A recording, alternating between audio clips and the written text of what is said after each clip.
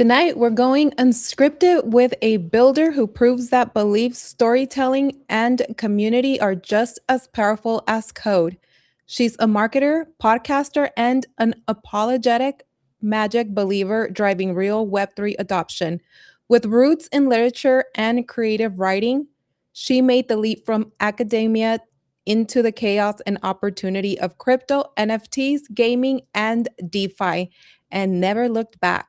From leading NFT launches and Web3 gaming campaigns to co hosting the Adoption podcast and now serving as Chief Credit Distribution Officer at Ox VTEX, she blends memes, meaning, and momentum to onboard the next wave of users, especially across the Avalanche ecosystem. She survived bear markets, turned losses into lore, built through the noise, and still shows up believing in the magic of what this space can become. Tonight, we're diving into belief, resilience, adoption, and what it really takes to build, to keep building when others stop watching. Welcome to Unscripted, Mick. How are Hi. you tonight? Super excited to be here. Scrambling, getting ready after volunteering, but I am glad it's Friday. It's been, another long, wild week in crypto. So yeah, just excited to see your face again, Leslie. You're one of the people that keeps me going in this space, right? Like speaking of all the things you were just saying, it's the people, right? There's all the people around you that support you and you have that network, and it like doesn't matter if everyone's watching you because you're helping each other and supporting each other. And there's so many women like you in the space, and Ashley and Blunt Broker, and just incredible. How could we not stay here, I guess, is maybe what I'd like to get to the bottom of it. The community, the camaraderie, the building, and the support system. It's like when they say there's not enough women in crypto, I'm like, there is. It's like, where are you and where are you supporting? There's only a handful that are here. But yes, I am loving what you're doing. When I first came across you, when I first met you, I actually met you through Erica. It's like you guys are both in the gaming, and that was what, a few years ago. And then Several, I met yeah, you in probably 3 years person. ago at least. Yeah, it's been like a long time. And it's like, how did you even get into gaming or learn about gaming? I mean, were you a gamer outside of this space? Yeah, it was a weird journey.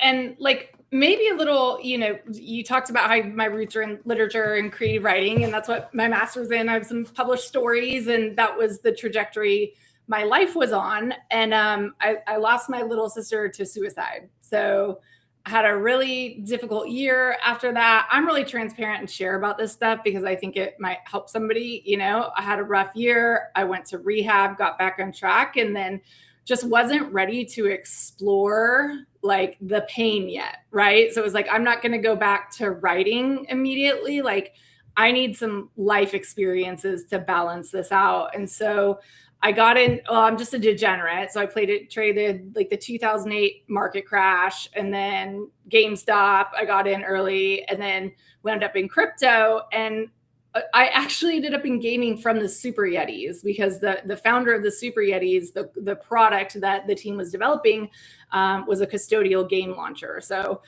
we had really high hopes. It was a difficult time to raise, kind of a bear market similar to now. We thought it was going to be picking up over Christmas, and then the Ukrainian war started, and it was just kind of thing after thing. So yeah, that's how I got into gaming. I've been a gamer since I was a kid. Like I'm old enough to have gotten the original Nintendo for Christmas one year, and we played Mario Kart like crazy. And then I loved Fable, Halo, but I think when you have kids, you kind of forget how to be a kid a little bit. And I think gaming gave me some of that free spiritedness back, like returning to your roots and the pure joy, right? Like, what's the point of being alive?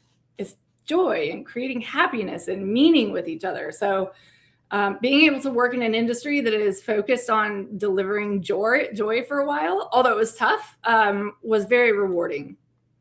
I mean, I love what you say, because I think sometimes people mistake joy and happiness, right? Because sometimes happiness brings you, it's temporary. It's through like things that you might enjoy, etc. But you can be joy and feel sadness at times. You can be, you can have joy in your heart and, sometimes not have that happiness. But I mean, you've been through a lot in your life and, now you're in this space and then you always are so positive. And when I hear, you say magic believer and then you continue to put a smile, what does that actually mean to you and what drives you? Is it the life Mm. experience you've encountered?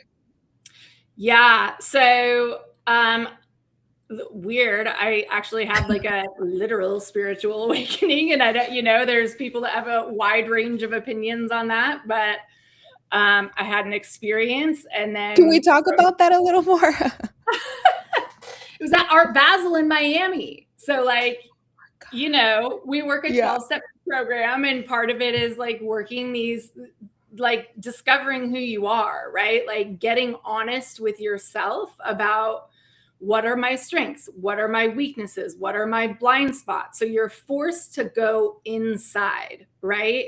And I Mhm. think once you take that journey, you come out with a whole new perspective. So I guess that's what I mean by a spiritual awakening. Like I went inside to figure out like, okay, why did I react the way I did to my sister? Like other people handled it better. Where did I had to look at my part in everything. And I think once you can be accountable for yourself, it just makes like life on easy mode. You're not a victim. It's not everybody else's fault. If I am a victim, I can't change my own circumstances, right? But if I am a powerful boss, whatever we do here on X, I can make it change, and I've made it change. So what magic means to me, and like Elon and them say, right? Any sufficiently advanced technology looks like magic. And I think we have no idea what's beyond this, right? There are a range of things. Like I've gone down some rabbit holes that could possibly be true. Like, of course, we've talked about simulations and things like that. Like we don't know, right? And I don't pretend to know. I think it's interesting to read about those theories, but I've experienced like literal magic in my life that should not have happened. And a lot of it has been through the connections and the friendships and, now getting to work at VDEX with Jose, who's like a 23-year-old genius Yale dropout. In what world was I, a creative writing major, ever going to be teamed up, scaling a DEX that's built on a new disruptive technology to prove this use case? Like we're actually working on disruptive tech. I'm not just working on a wrapper on something anymore. So where, and especially, from my college years and the difficulty with my sister and then sobriety and getting back on my feet, like that to me is magic. Most people give up along the way, and having that faith and the support of the community. And there's a lot of other people who are similar in crypto, right? They choose not to drink because it is like, we are responsible for this space. We can't just be a bunch of degenerates. Like it's fun to degen, it's fun to do those things, but at the end of the day, like you need to be focused and ready to work. When you're at events, you can't be sloppy. You are there to network and you're there to represent the companies that are paying you to spread the word of adoption for these products. And if we don't take it seriously, the world isn't going to take us seriously. There's a place for I parties too, though. Yeah. There's a Yeah. time and place for parties and having fun. Mick, you talk about, the life experience that you experienced, with your sister. And was that something that, can we talk about it? Was it Yeah. like, Oh, yeah. I'm yeah, very open.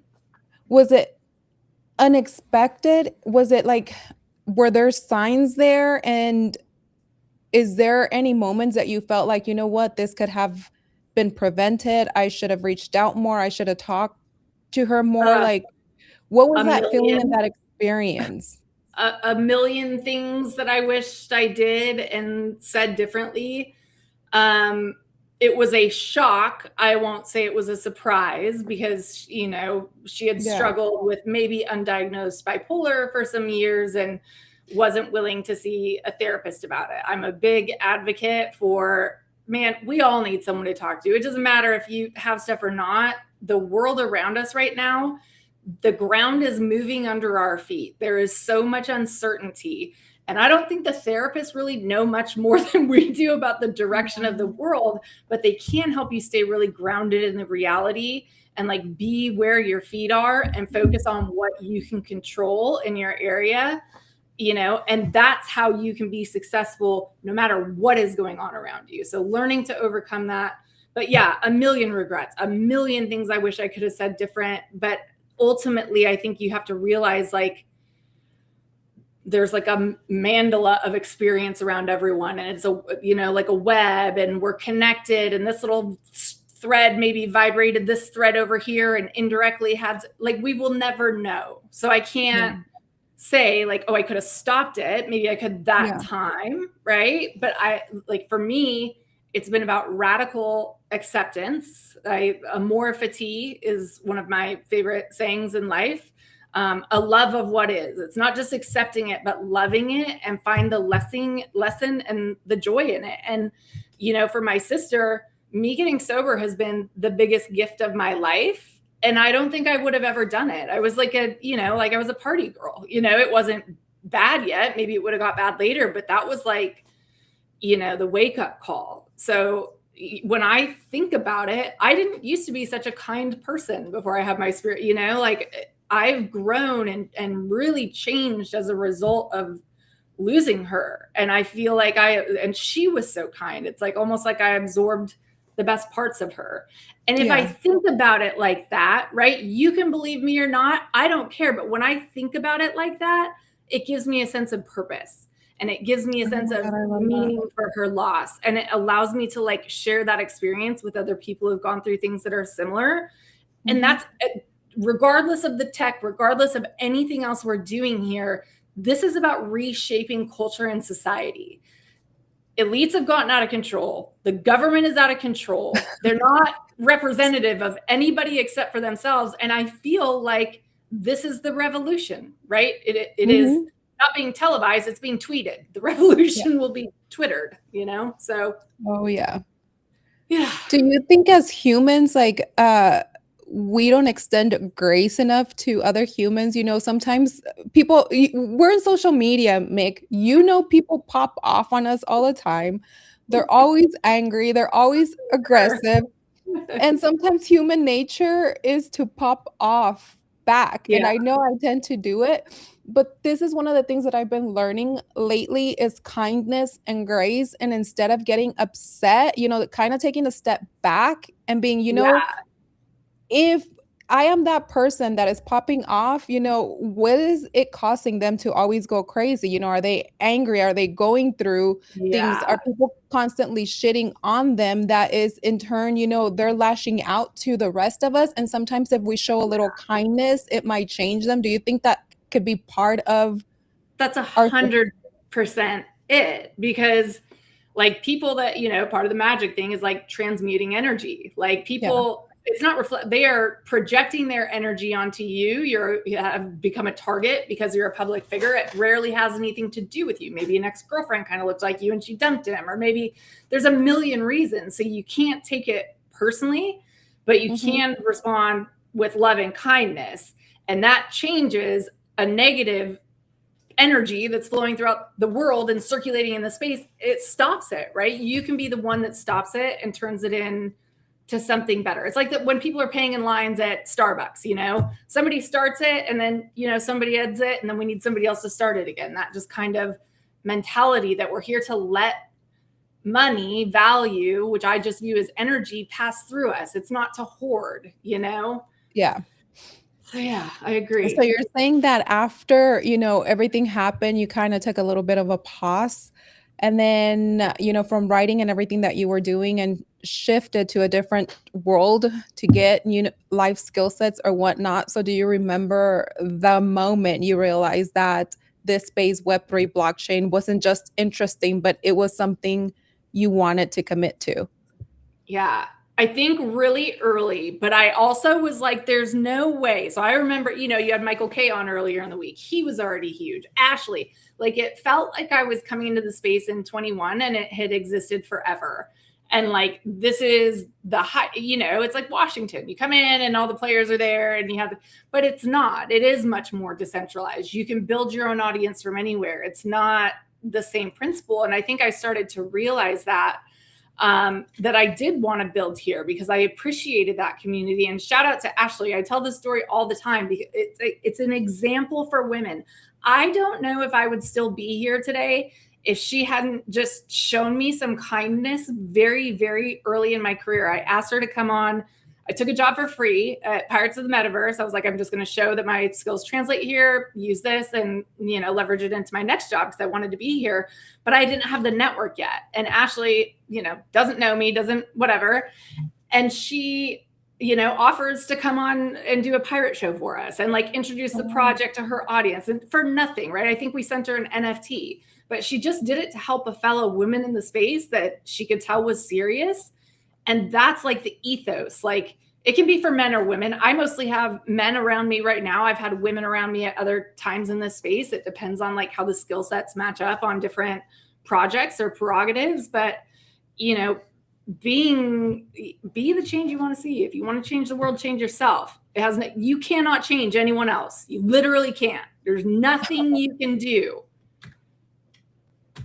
Guys, Mick is dropping bars right now. Who knew that we were going to end Friday night like this? Be the change that you want to see. And that is so freaking accurate because a lot of the times I think what I see is that we kind of see people always pointing out what needs to be fixed, areas of opportunities, obstacles, but they never point out or they never speak about solutions or what can be the change or motivating, empowering other people. And then if you are trying to be the change and you are trying to make a difference, what happens, Mick? They shit on you.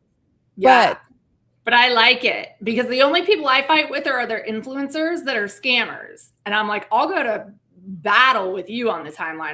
That is not a waste of energy to me. That is like cleaning up the space and saying like, no, that's not acceptable. And I think we've been so uncomfortable. My account got suspended, right? Like I went through something pretty scary for a month and a half and I wasn't sure I was going to get it back. And it was because there were a couple things, but I was vocal about the way a project was treating some of its, people who had contributed for months and months and months. And then they just made this knee-jerk change and weren't communicating with the community. Like nobody could get any answers. Discord tickets, they're just ignoring, right? So I think that Web3 thinks we're exempt from customer service, but we're not. Like, it is a joke that we have to deal with the things to get a hold of teams to get something resolved that we do here. And it is the startup world. There's more risk. It's not going to be as perfect, but literally not making any effort just shows a complete lack of respect for people who have invested a lot of time and energy and resources. So things like that, I might get a little vocal about. I mean, obvious scammers. Whenever I see that lizard, I'm like, how are you guys letting the lizard back? No. And I do it jokingly, but I'm just like, we all know what he did. Why? Like, it's just cool. He's back now. So Campbell tweeted the other day, he said, we treat the builders in this space worse than we treat the scammers. And that is I was just like 100%, dude. That was the best observation I'd heard. One of the things that I was listening to somebody say in spaces the other day is like, where are the builders? Where are the projects? We just see ruggers, scammers, meme coins. And I'm like, they are out there. But the problem is that nobody is really taking the time to actually showcase them, bringing onto spaces to live stream and then have them talk about what they're building. And in all honesty, we don't take accountability as adults in this space. We really don't, Mick, because how many times do we freaking participate in these freaking meme tokens and everything that's going out over and over again? And they keep doing the same thing. It's insane. We literally are in a freaking bubble cycle of insanity because we complain about the. Imagine the opportunity. So if you think of, like I do, like, the lessons are repeated until you learn them and life is circular and you come around. So we just go way faster around the circle. So we might miss getting out of it a bunch of times because we're just spinning. But then all of a sudden we're like, wait, this is not working. And it's like hard shift out of it. Some people have to play those circles out for like years through a bad relationship that they can't manage. And we're learning kind of in real time how to relate to a diverse group of people, not just people that are local and like us and like the exact same things we do. And it's a net positive for the entire, I mean, don't get me started on the Elon stuff and freedom of speech, right? Like it's just, do you really think we have freedom of speech in this space? Because he said that we bought this app to have freaking freedom of speech, but it seems like that the people that speak up the most are the ones that freaking get their account suspended or, I know. I don't think that it's the people. I think like I was botted. I verified with someone at Twitter that the attack, it was a mass reporting over a short period of time. I hadn't even posted anything recently. It was like an old post and it was just, So I think that we are in a really desperate time for creators. And I think you mentioned something about your spaces being botted. My friends, Von Doom and Ben, their spaces have been getting botted. I think people are weaponizing reporting to take out the competition. I think that's what they're trying. They're so desperate for paid work. And instead of working hard, building a reputation, showing your face here every day for years in a row, whether the project you're working on is doing great or it's doing bad, you still show up and you still put your face out there and you still respond to the community. I don't see a lot of that in the space from a lot of teams. So, and I think a lot of teams, you were talking to earlier about, we don't bring enough of the builders on spaces. The value of spaces has gone down because of these other people, right? Because people associate spaces with the scammers. And that's why my co-host, and I'm sure you, pivoted to podcasts, because this is obviously it's clippable and it's more personable and there's a lot of benefits, but it's also a lot more work to produce.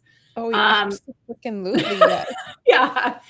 Thank God Mike does all our stuff because I wouldn't even know, my background. I can't even get my background right.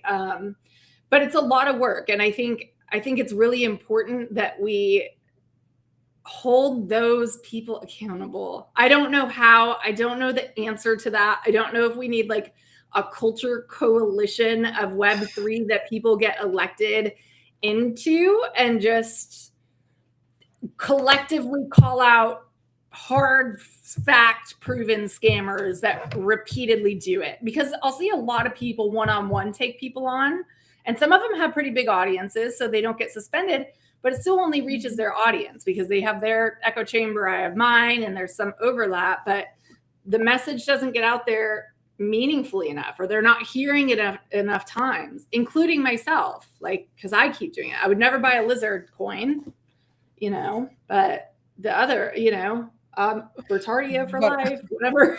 I will go invest in other stuff that, I round trip every single time. And I keep saying, I'm not going to participate. Yeah. And I continue to participate. Absolutely. But we're just cycling money. It's just energy and we're just passing it back and forth. Until good energy comes, because we are going to get good energy. But Mick, you've lived through bear markets, pivots, and losses. What kept you from walking away when maybe walking away would have been easier? Yeah. Oh, it definitely would have. I think that though, once you kind of start working in Web3, you can't go back.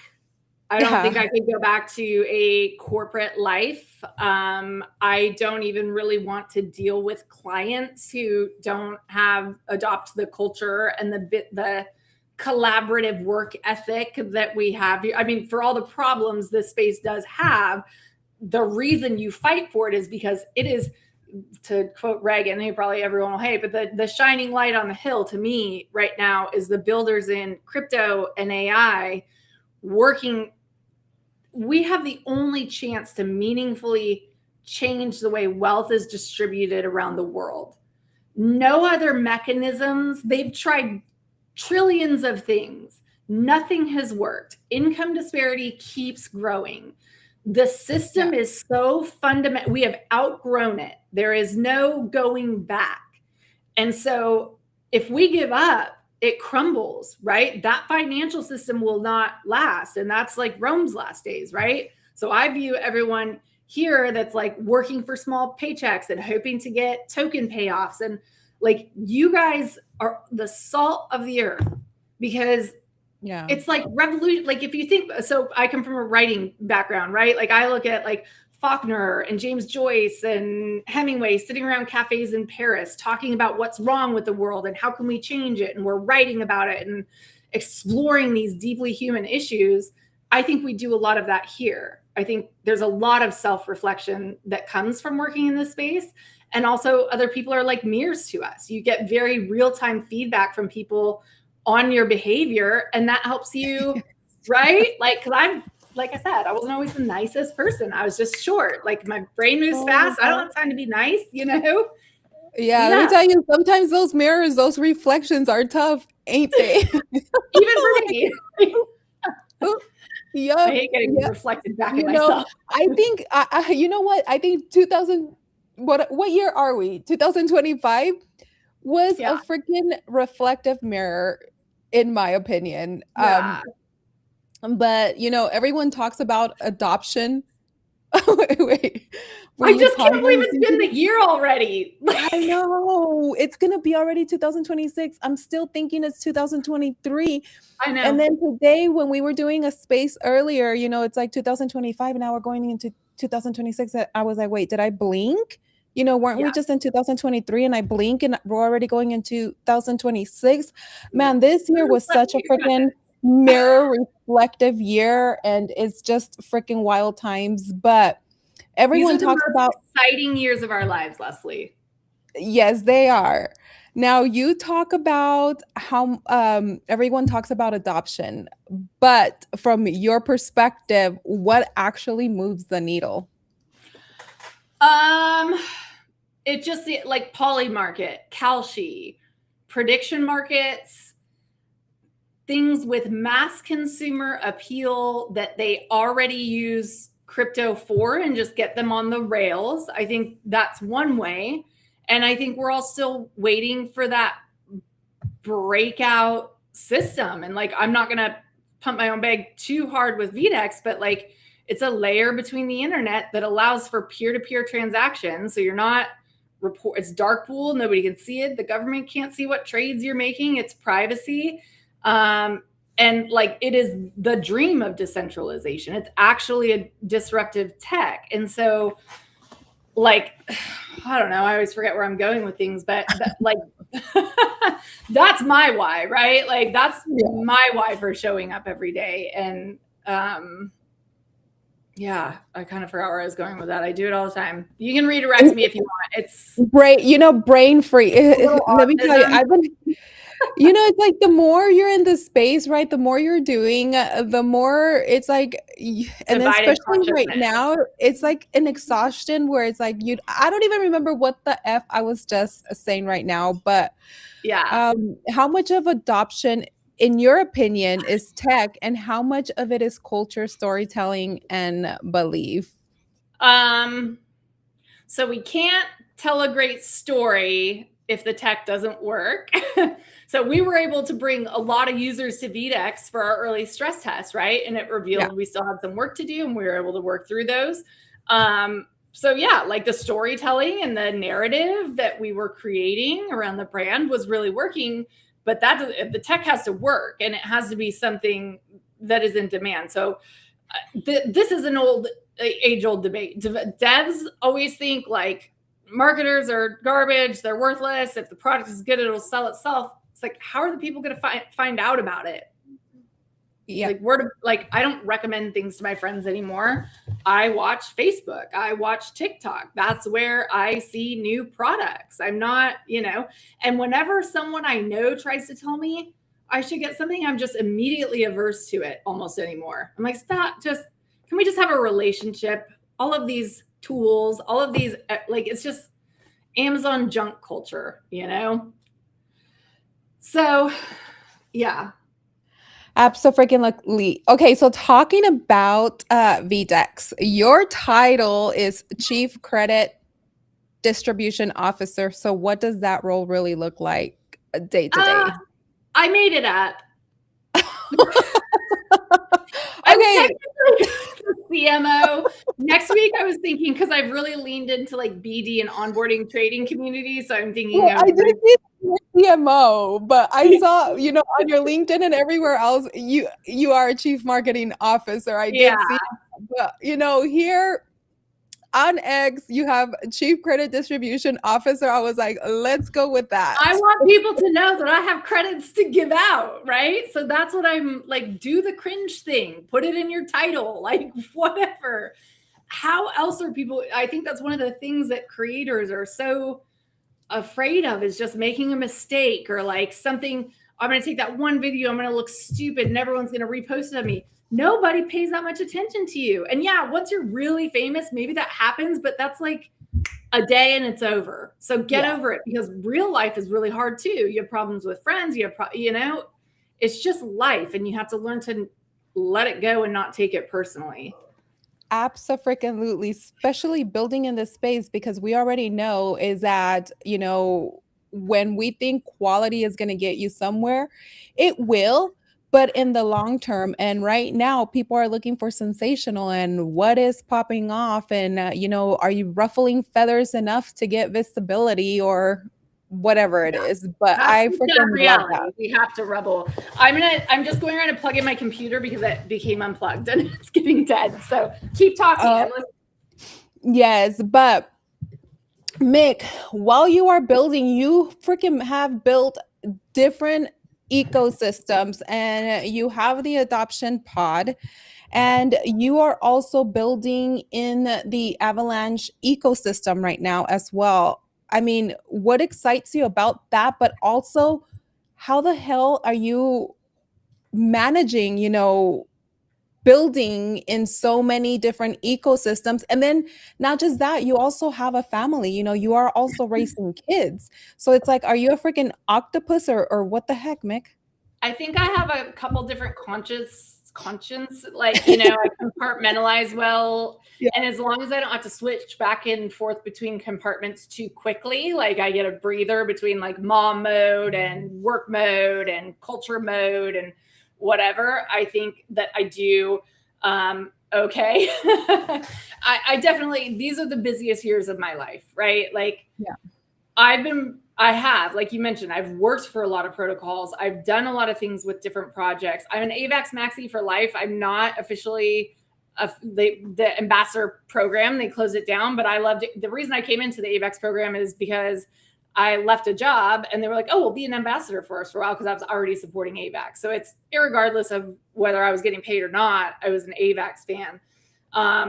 Partly because of the people and the culture. And I know that there's a lot of struggles internally, it's been a rough couple months for AVAX, but I think Vo is the perfect, like she's a very positive woman in the space too. I think she's the perfect person to kind of lead them out of the dark way. But it's easy to say like AVAX is having all these problems. Salon is like $100, like, it's not like any one ecosystem is having all the problems.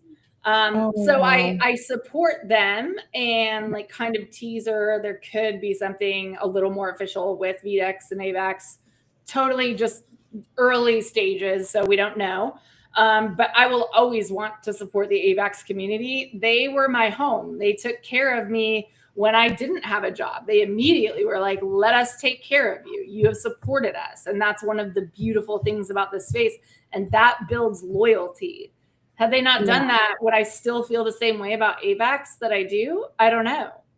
But then again, Coop brought me on and Coop's not there anymore. So all these things change, it's just a constantly shifting landscape. And I think you have to have a few things that you are tied to, like, to use a family metaphor, maybe your husband is like, and kids are number one, and then your parents, and then like a wider network, but you have to have those anchors in your life.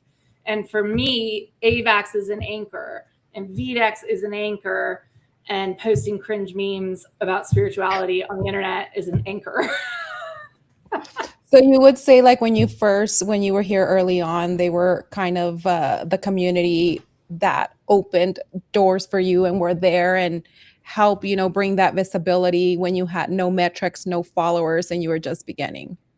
Well, no, it was more midway because I didn't start with them till last November. I was with them a Okay. year. So I was already decent. I'd worked for several projects by then and already grown. But so I left a job because a co founder had kind of inappropriate feelings towards me that were not navigable. So I very quickly found myself, and I had offers coming, I got deals right away, but AVAX was the first one that just, they were like, we want to support you. And those gestures, I think like people who are leading teams and communities, like those gestures build, like read the book Raving Fans, right? Like you need those people at your core. And if you're dismissive of people, like some of these projects are with the lack of customer service and all that, it's a small space and that spreads quickly.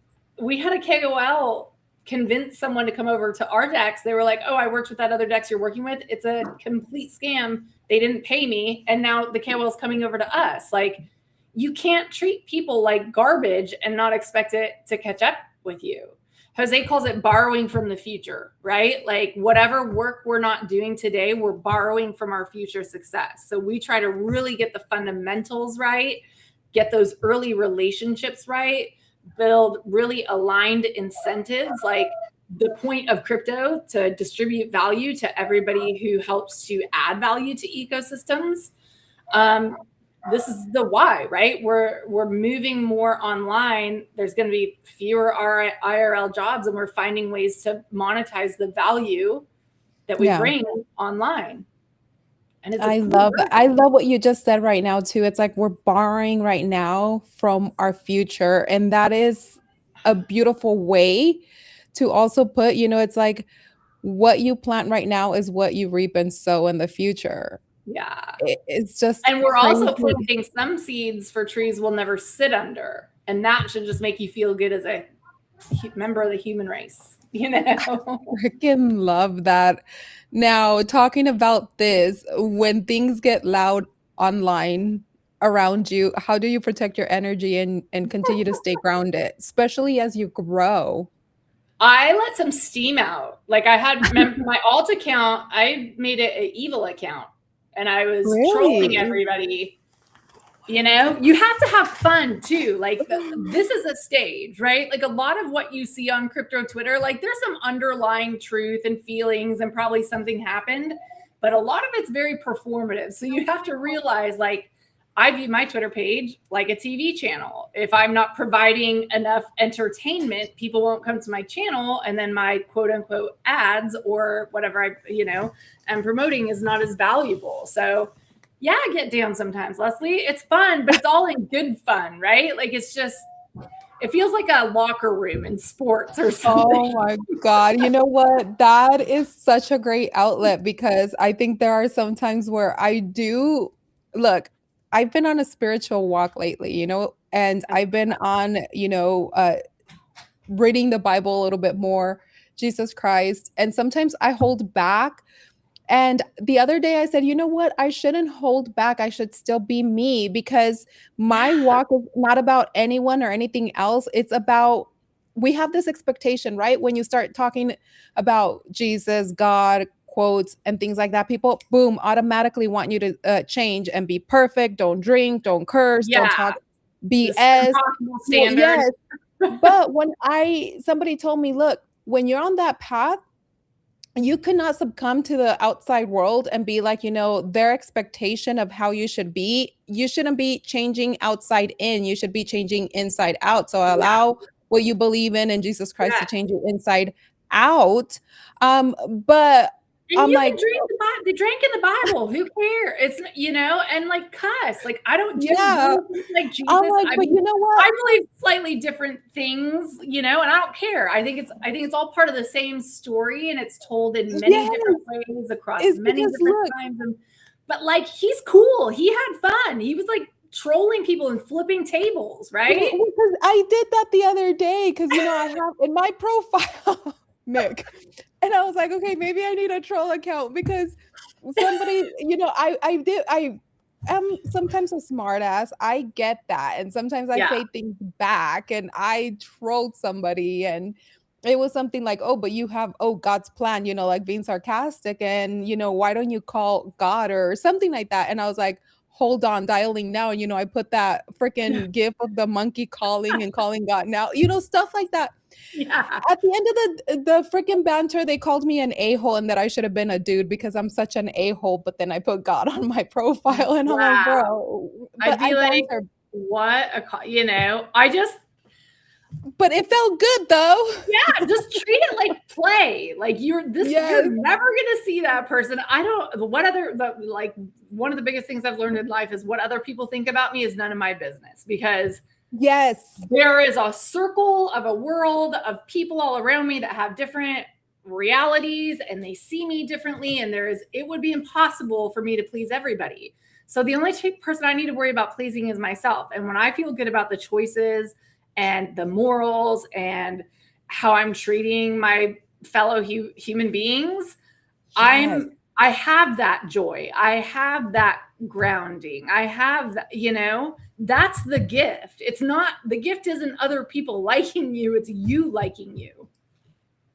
I love that. It's not other people liking me. It's you liking you. And that's what I say too. When people get upset and tell me stuff, whatever you feel about me towards me, it's none of my business. Yeah. You control your output. You control your feelings and emotions. I know it's easier said than done, but at the end of the day, you do have control of that. You have control how you are going to respond, how you are going to behave.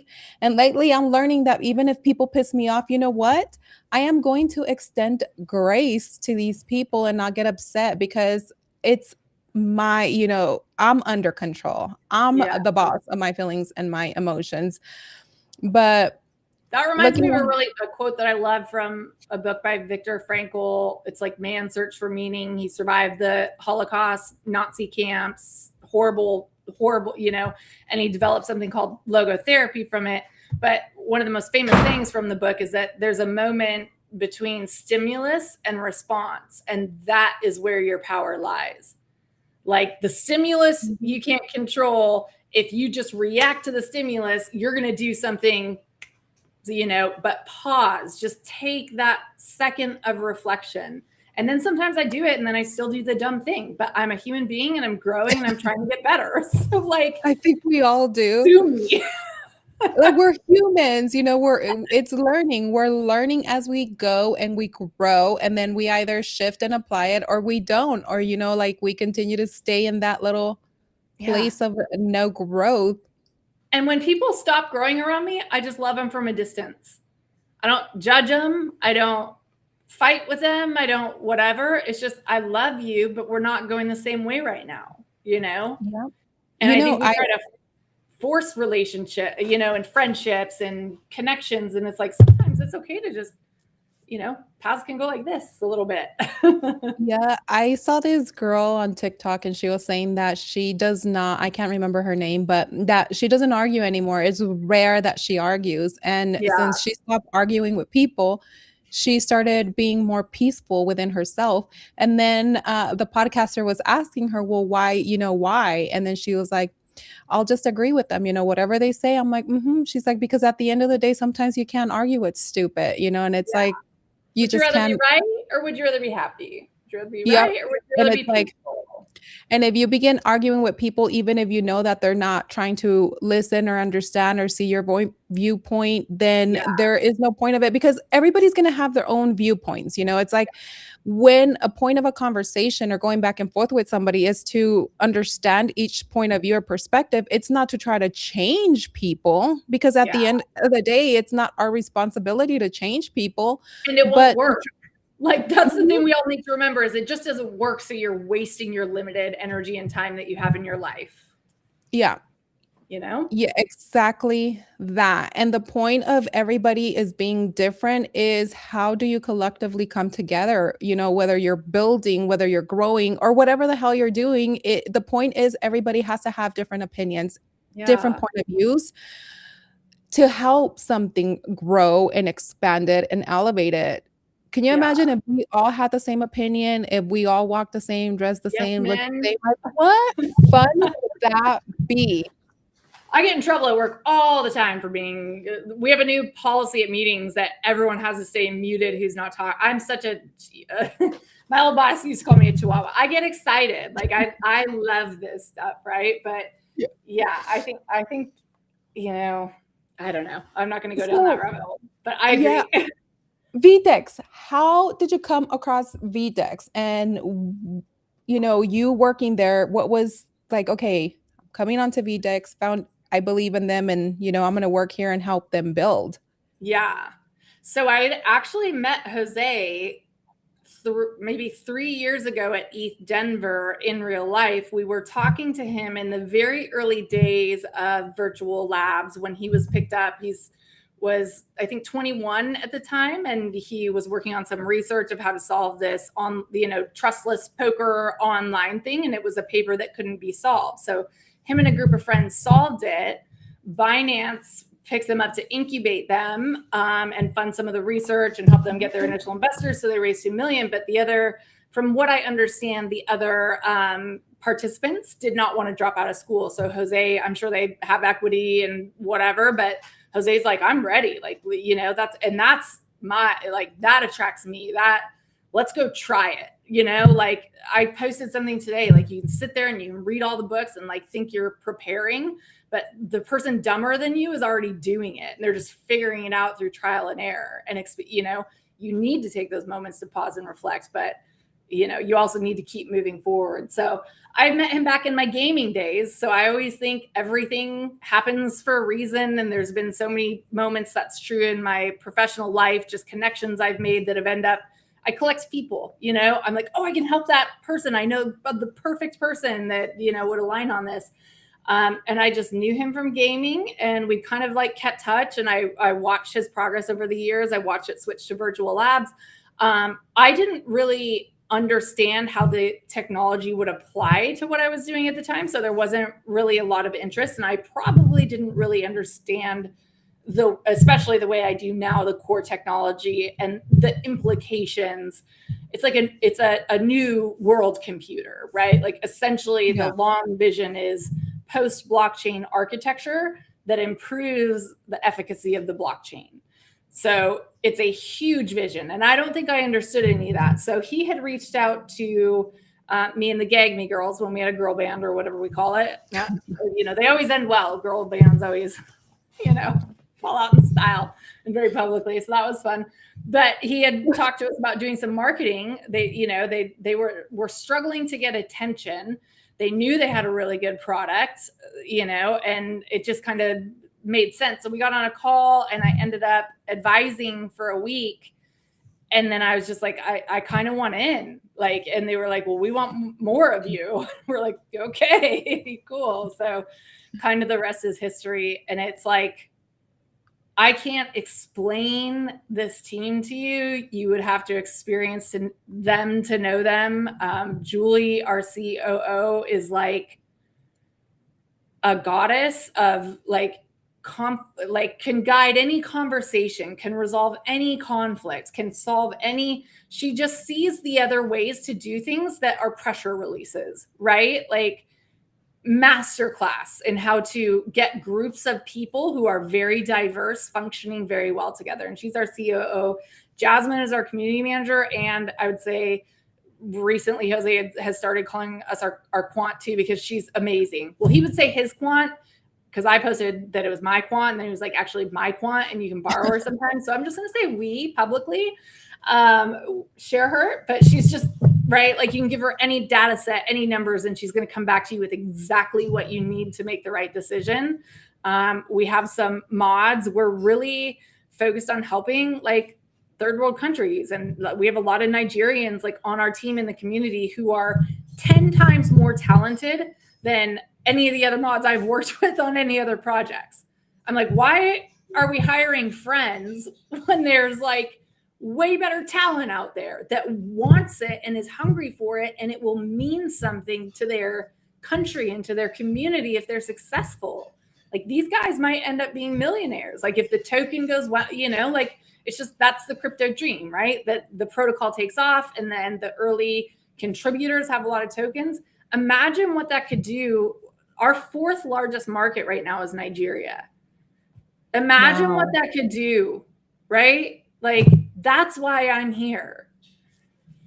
So we just have an amazing team that has good morals, good ethics, super driven, and egoless, I think I would say. Just, we care about the outcome for VDEX more than any personal friction that could ever occur. And there's not a lot, just because we have a North Star.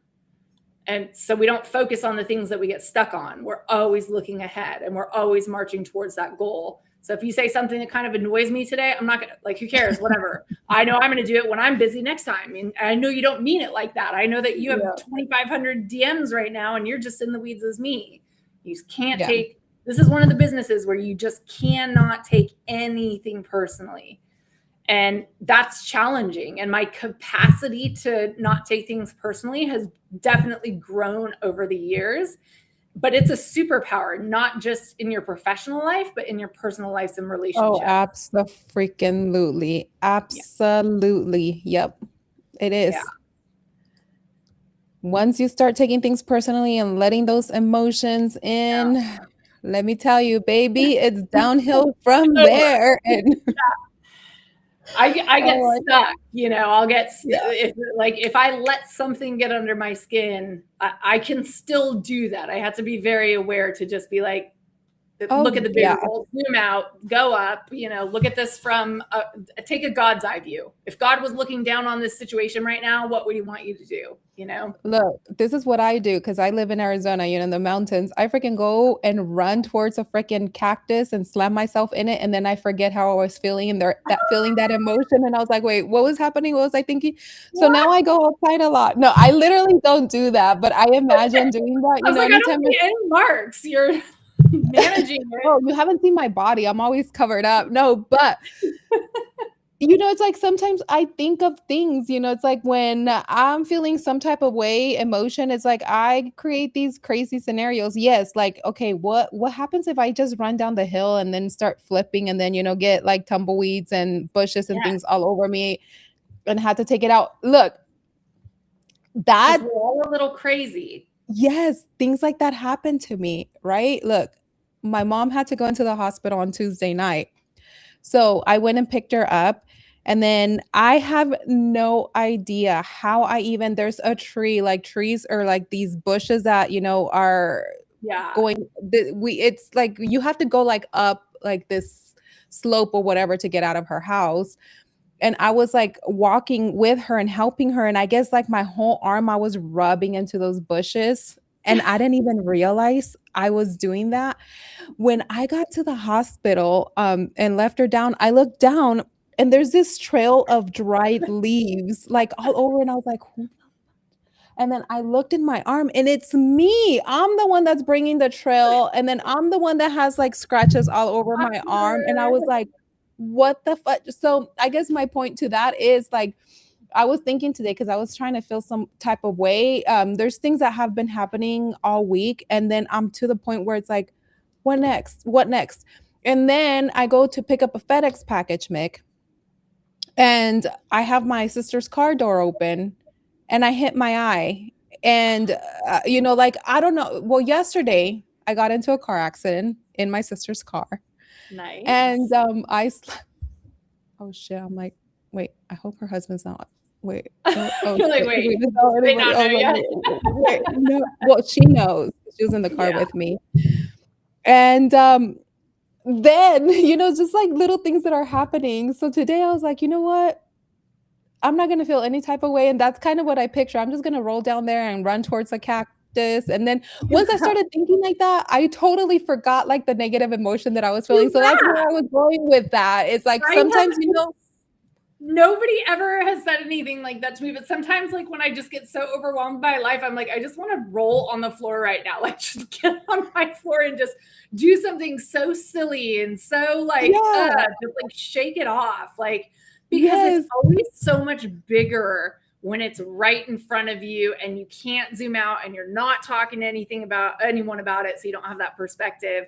it can Yeah. feel, and you just need to like release the pressure. Again, just Yep. we all need pressure releases in this industry because it is high performant, lots of expectations, lots of opportunities for people to fud you or to, like every day there is something. But I just take the comical view of it now. Yep. It's like it is all That's hilarious. what I did today. I was like, "You know what? What next?" And I was like, "What would happen if I literally ran down the mountain right now and slammed into that cacti and everybody's seeing me?" And, that would be very Can we funny. And then film it? whatever Video it? Yeah.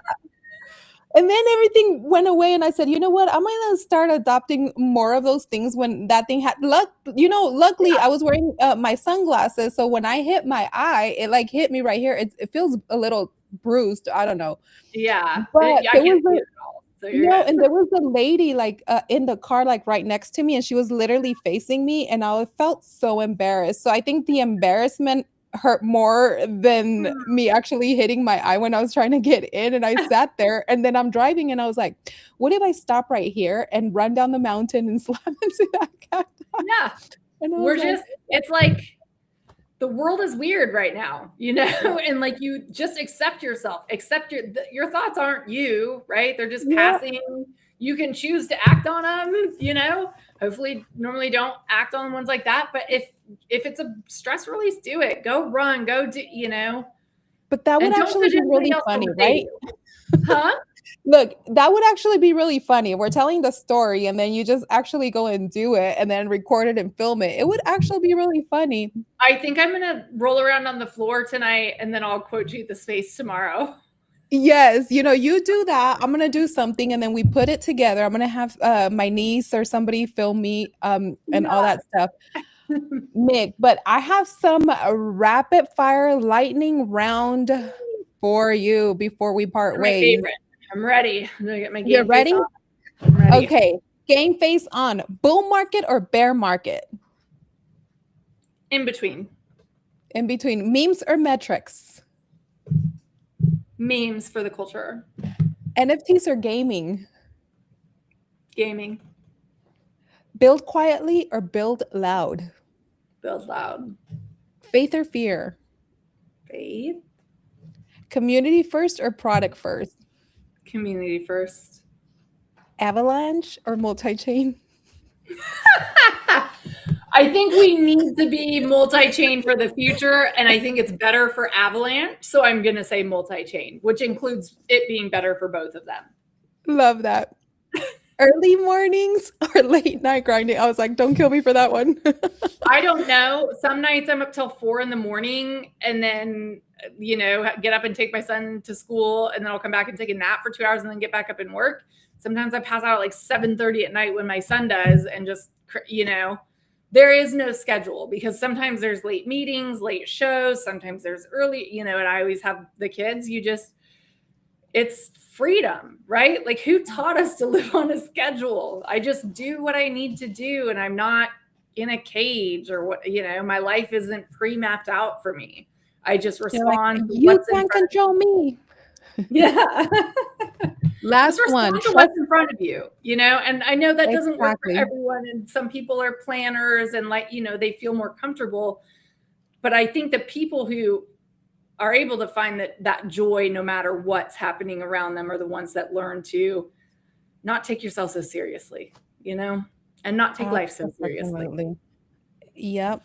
Last one. Trust the magic or trust the data? Trust some magic. Do you believe in magic? I do. It's just sufficiently advanced technology that I don't, I just like to say magic, but it's largely to me the same. I think someday the world finds out it's all the same. Yep, absolutely. If someone leaves this conversation remembering one thing about your journey, what do you hope it is?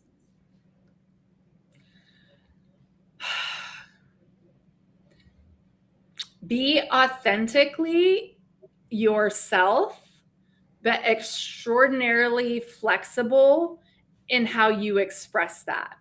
And I think that's how I've survived and thrived across multiple niches in the space, because I'm always me. I'm always going to say the kind of inappropriate stuff. I'm always going to post the spiritual me. I'm always going to do those things. And that's what my core audience, it's like a crossover of degenerates and memer, so, and they kind of follow me anywhere. But as long as I'm being me, I have a community, and that's the point. That's my community, right? So, I think just be your authentic self, and that will look different in different places. Like none of us are just easily definable. This person is like this, but there's a core, right? And when you take that inside journey and you realize what your core is and you find out what your core why is, it makes a lot of those other decisions that people get hung up around them. Like, what job should I take? What should I do? None of that matters. I'm in the river going the direction I want to go, and I'm letting it take me to wherever it wants to, but I am headed the way I want to go. And I put in the effort, to stay on that path and to steer and not get too far outside the lines. Although that does happen sometimes. You have to allow yourself some room to color outside the lines, right, Mick? I freaking love that. I really enjoyed this conversation with you. Want to thank everybody. And this is exactly why conversations like this matter, Mick. You aren't just a marketing in Web3, like you're humanizing it through storytelling, humor, faith, and relentless optimism. Like you remind us that adoption doesn't come from charts alone. It comes from the people who believe enough to keep showing up, whether you're building on decks, breaking down barriers on the adoption podcast, or lining up the timelines with memes and motivation. You are proof that culture moves markets just as much as technology does. Do you want to leave us with any final parting words? Oh God, I should think of these before I come on the show. I just want to give flowers to you, because that's important. It's about you.